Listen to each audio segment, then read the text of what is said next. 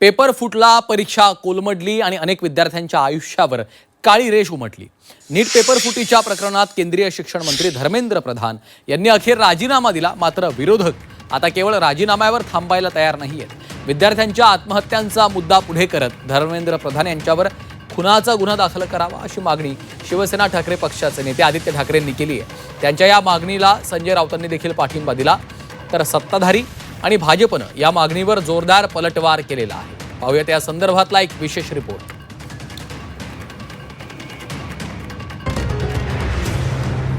नीट पेपरफुटी प्रकरणानं देश हादरला। लाखो विद्यार्थ्यांच्या भवितव्यावर प्रश्नचिन्ह उभं राहिलं। विद्यार्थी आणि पालकांमध्ये संताप उसळला। या प्रकरणानंतर केंद्रीय शिक्षण मंत्री धर्मेंद्र प्रधान यांनी राजीनामा दिला। पण आता या वादाला नवं वळण मिळालंय। झी 24 तासच्या to the point with Kamlesh Sutar या विशेष मुलाखतीत आदित्य ठाकरे यांनी थेट धर्मेंद्र प्रधान यांच्यावर निशाणा साधला। विद्यार्थ्यांच्या आत्महत्यांसाठी प्रधान जबाबदार असल्याचा आरोप त्यांनी केला। त्यांच्यावर खुनाचा गुन्हा दाखल करण्याची मागणीही केली।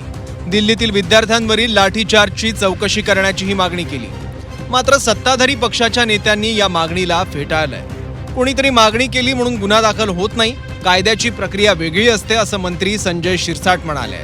तुम्ही म्हणतात ही फक्त सुरुवात आहे, पण समाधानी तुम्ही म्हणतात की समाधानी नसतं। नाही, पहिलं तर त्यांच्यावर आता ते राजीनामा तर दिलाय। आता पुढे एनटीएचं होणार। तिसरं म्हणजे आपल्याला आठवत असेल नीट जेव्हा परीक्षा म्हणून चाली तेव्हा पण आम्ही विचारत होतो नीटची खरी गरज आहे का। तेव्हा अनेक राज्यांनी हा आवाज उठवलेला, आम्ही उठवलेला, तामिळनाडूने उठवलेला, कर्नाटकने उठवलेला। त्याच्याही पलीकडे जाऊन आपण पाहिलं तर आता धर्मेंद्र प्रधान, आपल्याला हे सर्वांना माहिती आहे की ह्या सगळ्या घोटाळ्यामध्ये कालच 2024चा जो नीटचा पेपर फुटला होता त्यांना क्लीन चिट दिली त्या माणसाला।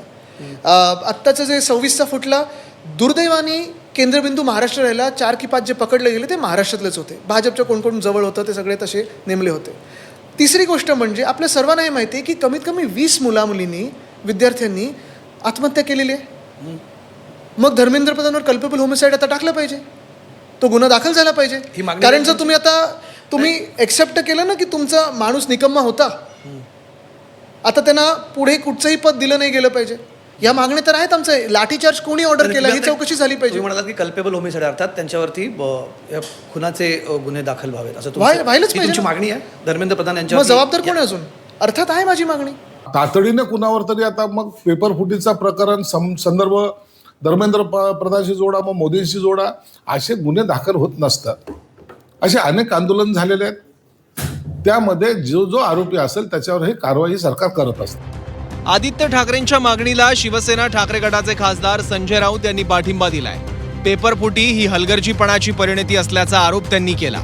विद्यार्थ्यांवर आत्महत्येची वेळ आली म्हणून सदोष मनुष्यवधाचा गुन्हा दाखल व्हायला हवा अशी भूमिका त्यांनी मांडली। ठाकरे जे बोलले आहेत ते त्यांची भूमिका अत्यंत योग्य आहे। त्यांच्या हलगर्जीपणामुळे, त्यांच्या बेफिकिरीपणामुळे पेपर फुटले आणि 20 जणांवरती आत्महत्या करण्याची वेळ आली। जेव्हा एका आत्महत्येस कोणी जबाबदार असतो तेव्हा त्याच्यावरील सदोष मनुष्यवधाचा गुन्हा दाखल होतो।